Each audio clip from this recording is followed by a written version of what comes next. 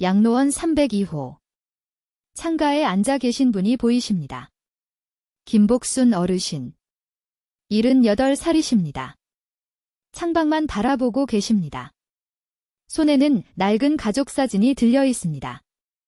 사진 속에는 젊은 시절의 어르신과 세 자녀가 함께 웃고 있습니다. 큰아들 정수, 둘째 딸 정희, 막내 아들 정민. 이제는 모두 40대 중반이 되었습니다. 도시에서 성공했다고 합니다. 큰아들은 대기업 부장이 되었습니다. 딸은 의사가 되었습니다. 막내는 변호사가 되었습니다. 어르신이 평생을 바쳐 뒷바라지한 결과입니다. 그런데 이상한 일이 있습니다. 양로원에 입소한 지 3년이 지났는데 자녀들이 한 번도 면회를 오지 않았습니다. 전화 한 통 없었습니다.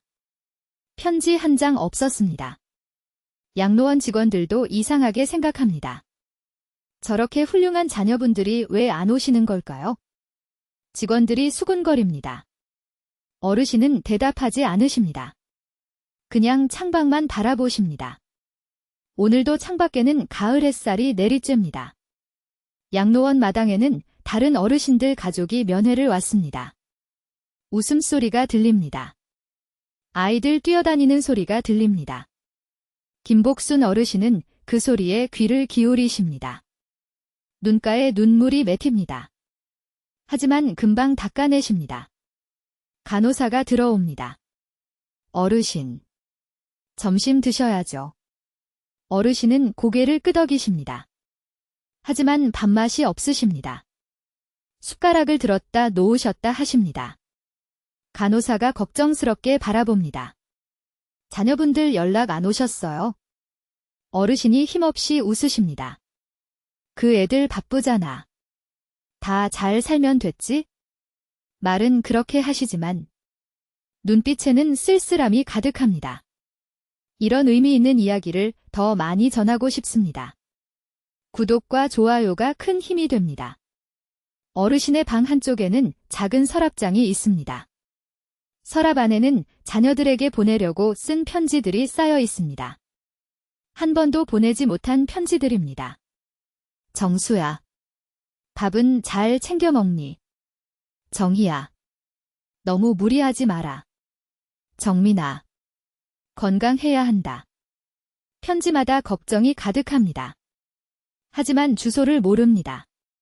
전화번호도 바뀌었습니다. 연락할 방법이 없습니다. 어르신은 오늘도 편지를 씁니다. 보낼 수 없는 편지를. 떨리는 손으로 한 글자 한 글자 적어 내려가십니다. 창밖으로 해가 기울어 갑니다. 어르신의 그림자가 길어집니다. 혼자입니다. 철저하게 혼자입니다. 그런데 3년 전, 이 양로원에 오시게 된 이유가 있습니다. 자녀들이 어르신을 버린 이유가 있습니다. 아무도 모르는 진실이 있습니다. 그 진실은 어르신 가슴속에만 묻혀 있습니다. 3년 전 추석. 오랜만에 세 자녀가 모두 본가에 모였습니다. 시골집 거실에 온 가족이 둘러앉았습니다. 그런데 분위기가 이상했습니다. 평소와 달랐습니다. 아들들의 표정이 굳어 있었습니다. 딸의 눈빛이 차가웠습니다. 어머니 김복순 씨가 음식을 차려내 오셨습니다. 새벽부터 정성스레 준비한 명절 음식이었습니다. 하지만 아무도 젓가락을 들지 않았습니다. 어머니가 불안해지셨습니다. 왜들 그래? 밥 먹자. 큰아들 정수가 입을 열었습니다. 어머니, 드릴 말씀이 있어요. 어머니가 고개를 갸웃거리셨습니다. 정수가 서류 봉투를 꺼냈습니다. 테이블 위에 올려놓았습니다. 이게 뭐니? 어머니가 물으셨습니다. 정수가 대답했습니다. 아버지 유산 관련 서류예요. 어머니의 얼굴이 굳어졌습니다. 아버지는 5년 전에 돌아가셨습니다. 갑작스러운 교통사고였습니다. 그때 남긴 재산이 있었습니다. 시골의 땅과 집, 그리고 현금 약간. 모두 어머니 명의로 되어 있었습니다. 둘째 딸 정희가 말했습니다. 어머니, 저희 상속분 정리하려고요. 막내 정민도 말했습니다. 법적으로 저희도 권리가 있거든요. 어머니가 멍하니 자녀들을 바라보셨습니다. 이해가 되지 않으셨습니다. 상속. 지금 그 얘기를 하려고 온 거야? 큰아들이 말했습니다. 어머니 연세도 있으시고 정리할 건 정리해야죠. 어머니의 손이 떨리기 시작했습니다. 평생을 자식들 뒷바라지하느라 살았습니다. 새벽부터 밤늦게까지 일했습니다. 손에 굳은 살이 박이도록 일했습니다. 아이들 대학 보내느라 자신은 밥 한 끼도 제대로 못 챙겼습니다. 그런데 자녀들이 돈 얘기를 먼저 꺼냈습니다. 어머니가 천천히 입을 여셨습니다. 그래. 돈이 필요하구나. 목소리가 떨렸습니다. 큰아들이 말했습니다. 필요하다기보다는 정리를 해야죠. 어머니가 갑자기 돌아가시면 상속 문제가 복잡해지잖아요. 어머니의 눈에서 눈물이 흘렀습니다. 아무 말도 하지 못하셨습니다. 딸 정희가 서류를 밀어놓았습니다. 여기 서명만 하시면 돼요. 땅이랑 집 팔아서 저희가 나눠 가질게요. 막내 정민도 말했습니다. 어머니는 양로원 가시면 되잖아요. 요즘 시설 좋아요. 양로원. 그 말에 어머니가 굳어지셨습니다. 자녀들이 자신을 양로원에 보내려 한다는 걸 그제야 아셨습니다. 어머니가 고개를 들었습니다. 세 자녀의 얼굴을 하나하나 바라보셨습니다. 낳아서 젖 먹이고 기저귀 갈아주고 밤새 열 내리며 간호하고 학교 보내고 용돈 주고 등록금 내고 그렇게 키운 자녀들이었습니다. 그 자녀들이 지금 돈을 달라 합니다. 양로원에 가라 합니다. 어머니가 천천히 일어나셨습니다. 그래. 알겠다. 서류에 서명을 하셨습니다. 떨리는 손으로 눈물을 흘리면서 자녀들은 서명을 받자마자 일어났습니다. 명절 음식은 거들떠보지도 않았습니다. 차를 타고 떠났습니다. 어머니는 그 뒷모습을 바라보셨습니다. 오열하셨습니다.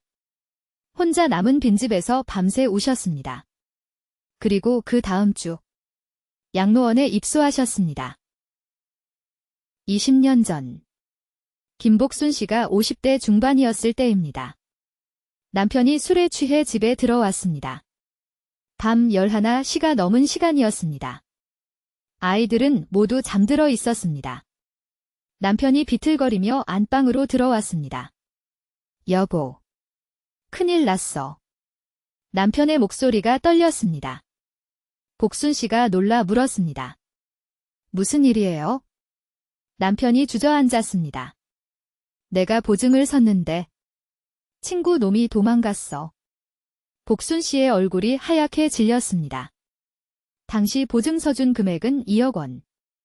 월급쟁이 남편에게는 갚을 수 없는 금액이었습니다. 채권자들이 찾아올 거야. 집도 뺏기게 생겼어. 남편이 절망에 빠져 있었습니다. 아이들 미래가 막막했습니다. 큰아들은 고3. 수능을 코앞에 두고 있었습니다. 둘째 딸은 의대 진학을 꿈꾸고 있었습니다. 막내는 이제 중학생이었습니다. 이 빚이 알려지면 모든 게 무너질 것이었습니다. 복순 씨가 결심했습니다. 아이들에게는 절대 알리지 말자. 자신이 감당하자.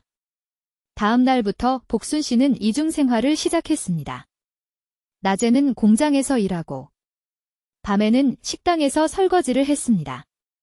새벽에는 신문 배달을 했습니다. 하루 3시간밖에 자지 못했습니다.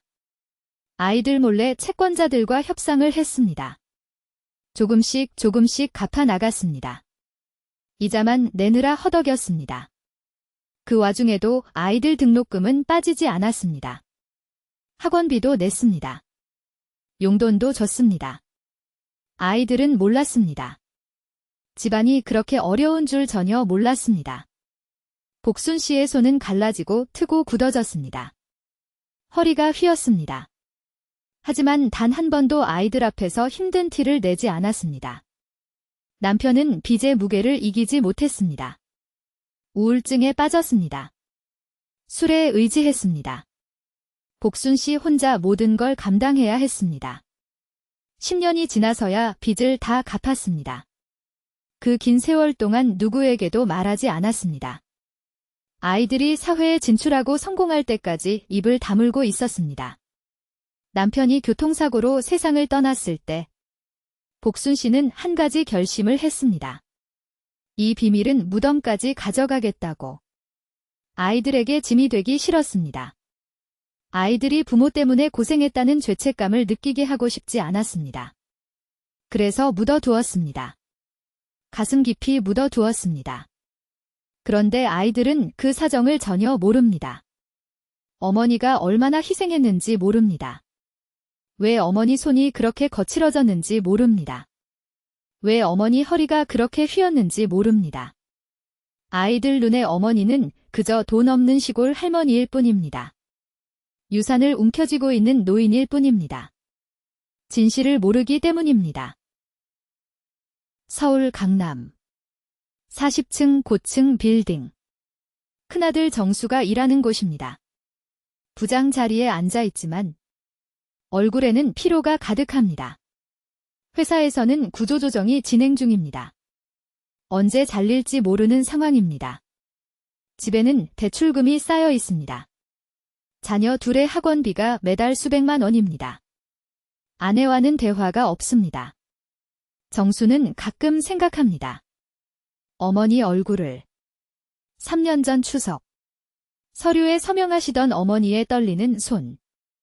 눈에서 흐르던 눈물. 하지만 금방 생각을 접습니다. 어쩔 수 없었다고 합리화합니다. 나도 먹고 살아야 하니까. 나도 힘드니까. 병원 응급실. 둘째 딸 정희가 일하는 곳입니다. 외과 전문의가 되었습니다. 바쁘게 환자를 봅니다. 수술실을 오갑니다. 하지만 정희의 마음 한구석에는 늘 불편함이 있습니다. 어머니 생각이 날 때마다 가슴이 답답해집니다. 그래서 일에 더 몰두합니다. 생각하지 않으려 합니다. 바쁘면 잊을 수 있으니까. 정희의 남편은 가끔 묻습니다. 장모님 면회 안 가도 돼? 정희가 짜증을 냅니다. 바빠 죽겠는데 언제 가? 대화는 거기서 끝납니다. 법률사무소. 막내 정민이 일하는 곳입니다. 잘 나가는 변호사입니다. 명함에는 화려한 직함이 박혀 있습니다. 하지만 정민도 편치 않습니다. 어머니를 양로원에 보낸 후로 악몽을 꿉니다. 꿈에서 어머니가 나타납니다.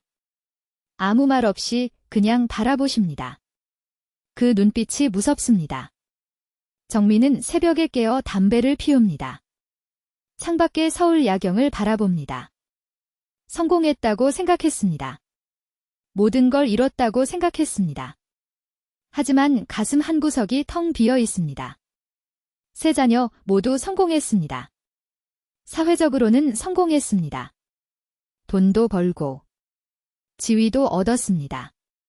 하지만 마음의 평화가 없습니다. 어머니를 버렸다는 죄책감. 그것이 발목을 잡습니다. 밤마다 괴롭힙니다. 그런데 그 죄책감을 인정하면 안 됩니다. 인정하면 무너지니까. 그래서 더 바쁘게 삽니다. 더 일에 몰두합니다. 어머니 생각이 안 나도록. 양로원 전화번호는 저장해 뒀습니다. 하지만 한 번도 전화하지 않았습니다. 할 말이 없습니다. 미안하다는 말을 할 용기가 없습니다. 그렇게 3년이 흘렀습니다. 어느 날 큰아들 정수에게 전화가 왔습니다. 시골 본가 옆집에 사는 김노인이었습니다. 아버지의 오랜 친구분이셨습니다. 정수야, 너희 어머니 유품 정리하다가 뭐가 나왔어? 정수가 물었습니다. 유품이요. 어머니 아직 살아 계신데? 김노인이 말했습니다. 그게 아니고 예전에 너희 집 헐 때 나온 거야? 보관하고 있었는데 이제 너희한테 줘야 할 것 같아서. 정수가 주말에 시골에 내려갔습니다. 김노인이 낡은 상자를 건네줬습니다. 상자 안에는 낡은 수첩이 들어 있었습니다. 어머니의 가계부였습니다. 정수가 수첩을 펼쳤습니다. 깜짝 놀랐습니다. 수첩에는 20년 전부터의 기록이 빼곡했습니다. 매달 갚아야 할 빚, 이자 계산, 채권자 명단, 그리고 가장 충격적인 부분, 정수 등록금, 빚에서 꺼냄, 정의학원비, 새벽 신문 배달로 마련, 정민 용돈, 야간 식당 설거지. 정수의 손이 떨렸습니다. 몰랐습니다. 전혀 몰랐습니다. 어머니가 그렇게 고생하신 줄 몰랐습니다. 빚이 있었다는 것도 몰랐습니다. 새벽에 신문 배달을 하셨다는 것도 몰랐습니다. 밤에 식당에서 일하셨다는 것도 몰랐습니다. 수첩 마지막 페이지에는 이런 글이 적혀 있었습니다. 아이들에게는 절대 말하지 않는다. 아이들이 죄책감 느끼면 안 된다. 내 아이들. 건강하게만 커라. 성공해라. 그게 엄마 소원이다. 정수가 오열했습니다. 사무실에서 혼자 울었습니다. 그날 밤 정수는 여동생과 남동생에게 전화했습니다. 지금 당장 만나야 돼. 세 남매가 모였습니다. 정수가 수첩을 보여줬습니다. 정희가 읽다가 주저앉았습니다. 정민이 벽을 주먹으로 쳤습니다. 우리가 뭔 짓을 한 거야? 정민이 절규했습니다. 세 남매 모두 어머니의 희생을 그제야 알게 되었습니다. 자신들이 성공할 수 있었던 건 어머니의 피와 땀 덕분이었습니다. 그런 어머니를 돈 때문에 양로원에 보냈습니다. 3년 동안 얼굴도 안 비쳤습니다. 세 남매는 밤새 울었습니다. 이튿날 아침, 세 사람은 결심했습니다. 지금 당장 양로원으로 가자. 어머니께 용서를 빌자.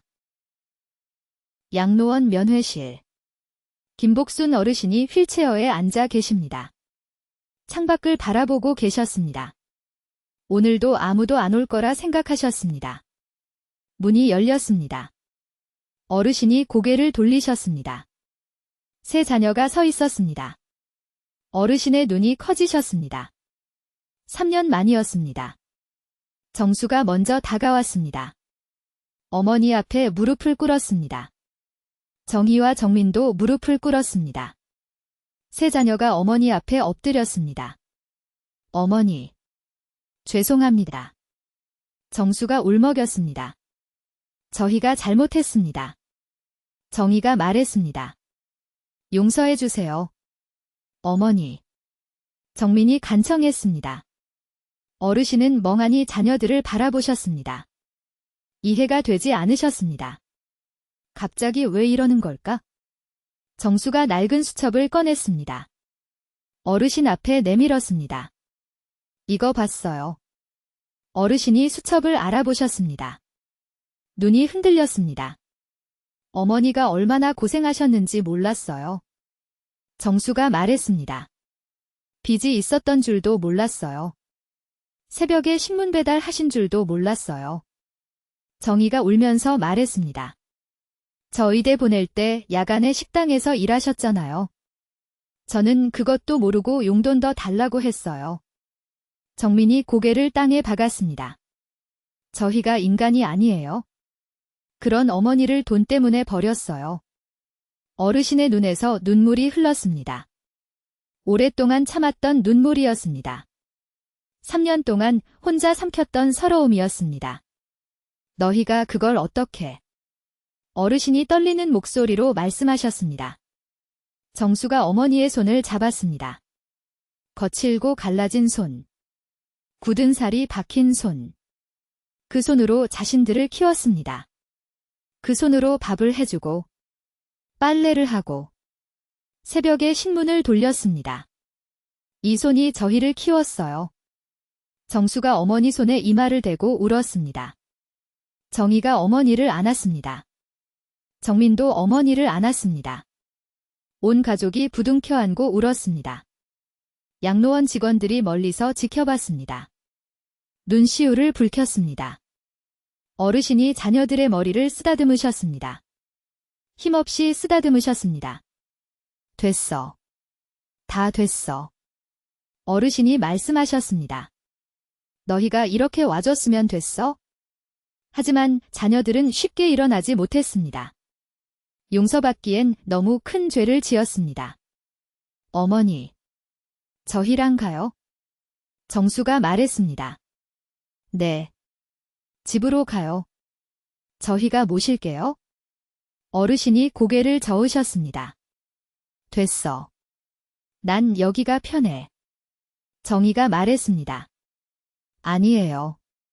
어머니. 저희가 잘못했어요. 다시 시작하게 해주세요. 1년 후. 서울 큰아들 집. 아침 햇살이 거실을 비추고 있습니다. 거실 한가운데 새 소파가 놓여 있습니다. 그 소파에 김복순 어르신이 앉아 계십니다. 손주들이 어르신 무릎에 앉아 제잘거립니다. 할머니, 할머니, 이거 봐요. 어르신이 환하게 웃으십니다. 주름진 얼굴에 웃음꽃이 피었습니다. 정수의 아내가 아침상을 차려옵니다. 따끈한 미역국, 갓 지은 밥. 어머니, 진지 드세요. 정수가 어머니 옆에 앉습니다. 어머니 밥상에 반찬을 덜어드립니다. 어르신이 아들을 바라봅니다. 내가 밥을 차려주네. 정수가 웃습니다. 앞으로 매일 해드릴게요. 점심때는 정희가 찾아옵니다. 병원 스케줄 조정해서 시간을 냈습니다. 어머니, 건강검진 결과 나왔어요. 다 괜찮으세요? 정희가 어머니 손을 잡습니다. 예전에는 차갑게 대했던 손입니다. 이제는 다정하게 잡습니다.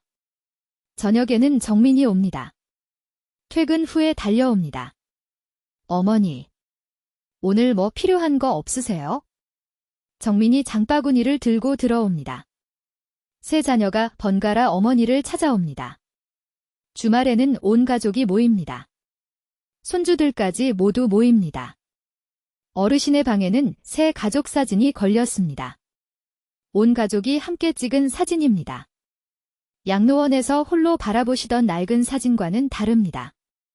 어르신이 가끔 창밖을 바라보십니다. 하지만 이제 눈물은 흐르지 않습니다. 미소가 떠오릅니다. 정수가 어머니께 여쭙니다. 어머니, 저희 용서해 주신 거예요? 어르신이 아들 손을 쓰다듬으십니다. 용서고 뭐고.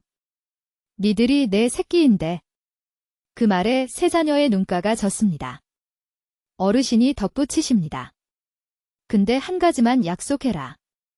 네. 뭔데요? 나중에 니들 자식한테 그러지 마라. 세 자녀가 고개를 끄덕입니다. 어르신이 창밖을 바라보십니다. 하늘이 맑습니다. 구름 한 점 없이 맑습니다. 어르신이 중얼거리십니다. 여보, 애들 잘 됐어. 이제 걱정 마. 하늘에 계신 남편에게 전하는 말이었습니다. 저녁 무렵. 온 가족이 함께 저녁을 먹습니다. 웃음소리가 끊이지 않습니다. 손주들이 뛰어다닙니다. 어르신이 그 모습을 바라보십니다. 눈가에 눈물이 맺힙니다. 하지만 이 눈물은 슬픔이 아닙니다. 기쁨입니다.